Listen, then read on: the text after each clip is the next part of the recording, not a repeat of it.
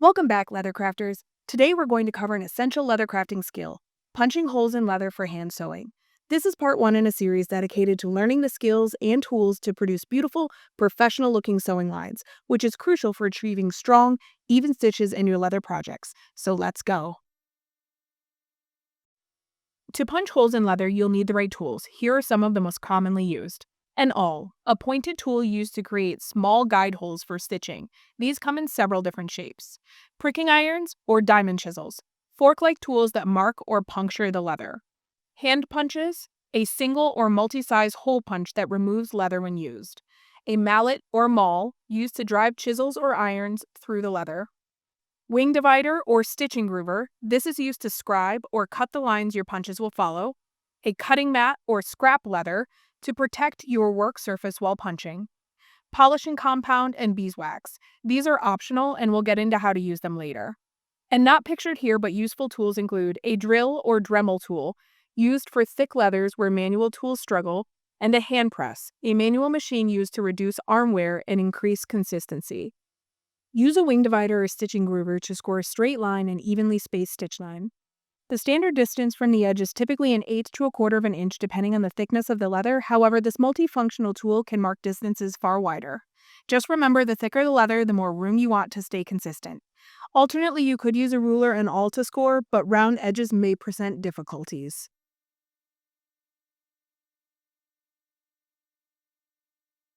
When using pricking irons or diamond chisels, hold the tool at a 90-degree angle to ensure clean and even holes.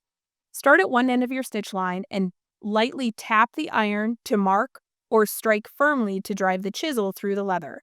Remember, pricking irons are used to prick the leather slightly, whereas chisels are meant to drive holes through the leather. Overlap the last hole when repositioning to maintain consistent spacing. Using 1 to 2 fingers, hold the leather in place and gently rock the chisel or awl out of the leather to prevent ripping, tearing, or stretching. Take your time with this step and be patient. If you are using pricking irons, an awl must be used to deepen the holes before stitching.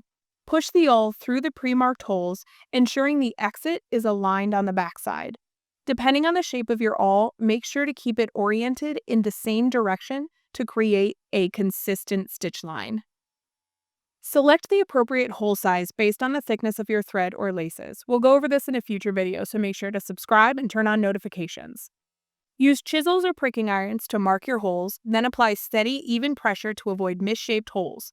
Oftentimes, this method is used for lacing or exceptionally thick thread. Some tips and tricks for success. Stabilize your leather using a cutting mat, clamp, or even tape for your leather to prevent any slipping. Test on scrap first. Always test hole sizes and spacing on scrap leather before starting your final piece. Making swatches to refer back to can be a useful tool when deciding from project to project. Sharpen and strop your tools. Dull chisels and awls create rough, messy holes, so keep them sharp and clean for results. You can start by stropping with jeweler's rouge or one of our other polishing compounds. Additionally, some people find that keeping the tines slick with beeswax can be a helpful way to help the tines slip through the leather and create an even stitch line. Use a proper mallet or maul. A rawhide or poly maul is best, but we do not recommend any metal hammers as they can damage your tools. Some industry standards to keep in mind. You want to stay consistent. Professionals maintain an even stitch spacing and hole depth for functional durability and overall aesthetics. You want to endeavor to create clean work. Your holes should be precise, with no tearing or excess stretching of the leather. Focus on getting the proper alignment. Holes should exit the backside of the leather at the same angle for easy stitching. As you can see in the example here, when you don't have the appropriate angle, you're going to have a much more difficult time when it comes to your sewing. The exit angle of this needle, because of the way it was punched, is much, much harder to sew. And remember, leather type matters.